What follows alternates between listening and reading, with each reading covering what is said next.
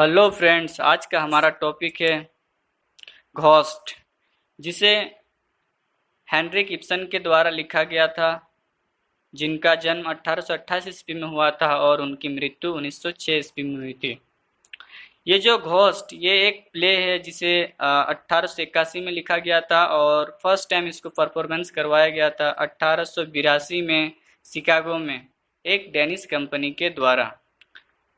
तो ये जो घोस्ट है, ये जो प्ले है, ये बीते हुए समय में जो जो नरेटर है मिसेस एल्विंग, उनको जो तकलीफ हुआ था उसके बारे में वो इस प्ले में बताती है।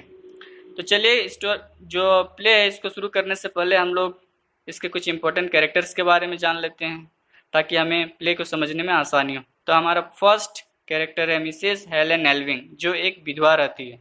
सेकंड कैरेक्टर है कैप्टन एल्विंग, जो हेलेन एल्विंग के पति रहते हैं।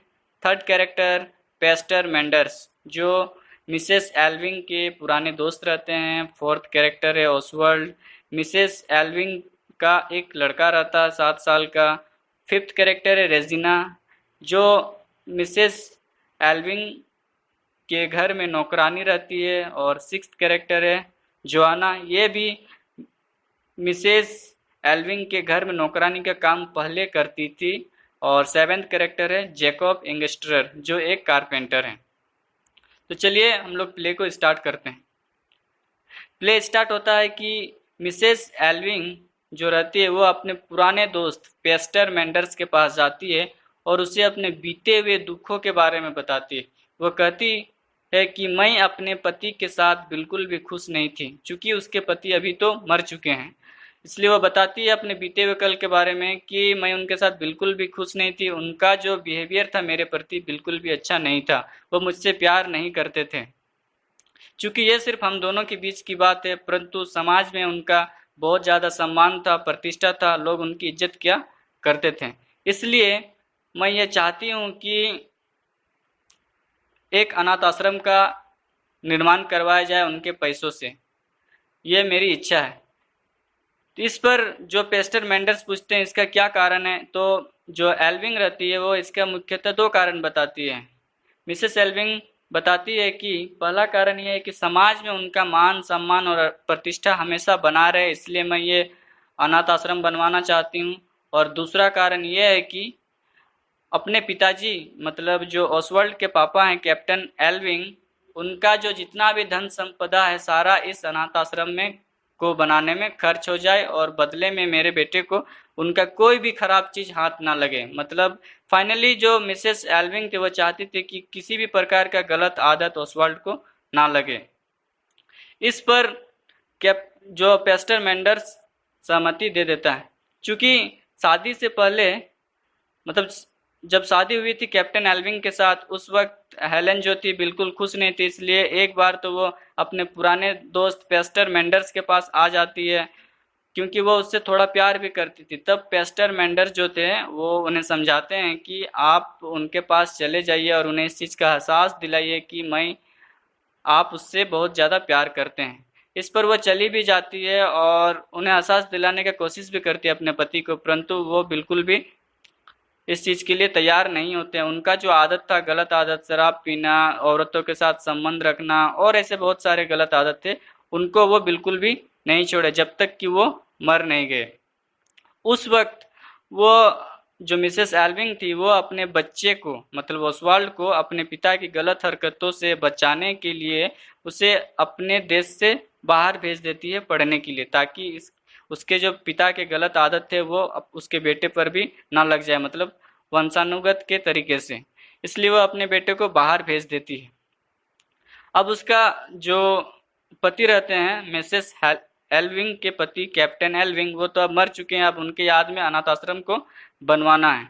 ठीक है, तो अब जब ओसवाल्ड बड़ा हो जाता है तो अपने पिता की मृत्यु के 2-4 साल बाद वो अपना घर वापस आता है। तो चूंकि ओसवाल्ड जो रहता है उसको एक सिफिलिस नाम का बीमारी हो जाता है, जो कि उसे अपने पिताजी से मिला था विरासत के रूप में। तो वो आता है और आने के बाद उसके घर में जो मिसेस एल्विंग रहती है उसके घर में रेजिना नाम की जो नौकरानी रहती है उसके साथ ऑसवाल्ड का लव हो जाता है, अफेयर हो जाता है, ठीक है, दोनों के बीच में प्यार हो जाता है, जो मिसेस एल्विन को पता नहीं रहता है। क्योंकि यहाँ पे एक सच्चाई ये भी यहाँ पे छिपी हुई थी कि जो रेजिना जो थी वो ऑसवाल्ड की सौतेली बहन थी। क्योंकि जब कैप्टन एल्विन जिंदा थे उस वक्त जोहाना नाम की एक जो लेडीज थी वो उसके घर में नौकरानी के काम करती थी और उनका संबंध कैप्टन एल्विन के साथ था।